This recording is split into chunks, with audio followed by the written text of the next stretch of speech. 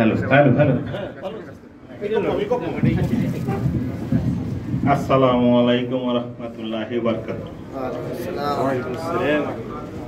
আসলে এই অনুষ্ঠানের কথা বলে শেষ করা যাবে না, তার কারণ হচ্ছে যদি বলতে হয় অনেক সময় বলা যাবে, কিন্তু আসলে অনুষ্ঠানটা এই রজনীগন্ধা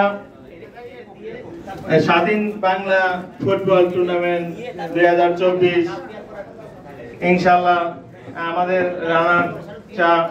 রানার আপ হলো রাজু একাদশ আর চ্যাম্পিয়ন হলো মোর্শেদ একাদশ।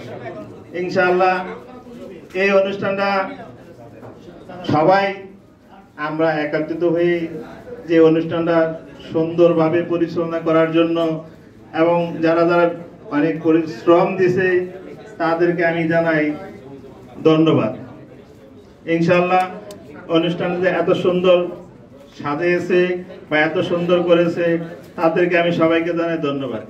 তার কারণ আমরা সবাই ওখানে শরীর চর্চা করতে যাই, কিন্তু আসলে আমার পরিচয়টা তো অনেকে জানে না, আমি পরিচয়টা দিই। আমার নাম মোহাম্মদ আলমাস শেখ, রজনীগন্ধা সুপার মার্কেট আমি ব্যবসা করি, আলমাস ইলেকট্রনিক্স এর মালিক আমি। ঠিক আছে, তাই আপনারা ভবিষ্যতে আরো সুন্দরভাবে করবেন আমি আরো আশা করি, এবং সহযোগিতা আমরা সবাই করব, যারা এখানে অংশগ্রহণ করতেছি সবাই করব। আর এই অনুষ্ঠানটা আমি চাই যে 6 মাস পর পর একবার হোক, 1 বছর না, 1 বছর অনেক দেরি হয়ে যায়, 6 মাস পর পর একবার একটা অনুষ্ঠান হওয়া দরকার।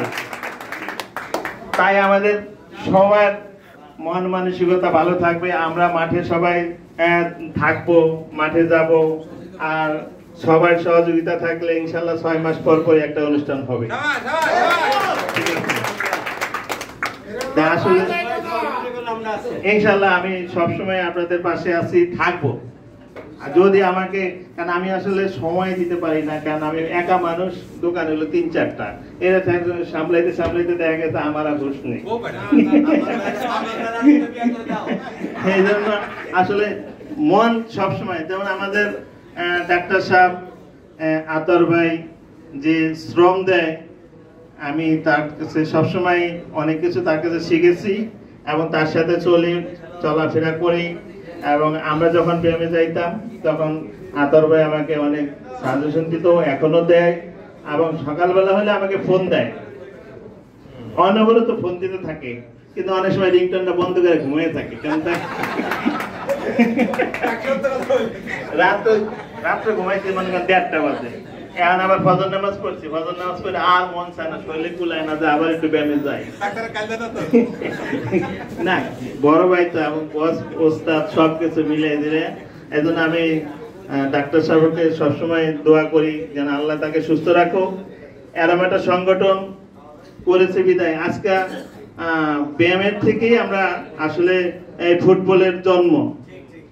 আমরা কিন্তু ফুটবল থেকে ব্যায়ামের জন্ম না, ব্যায়ামের থেকে ফুটবলের জন্ম।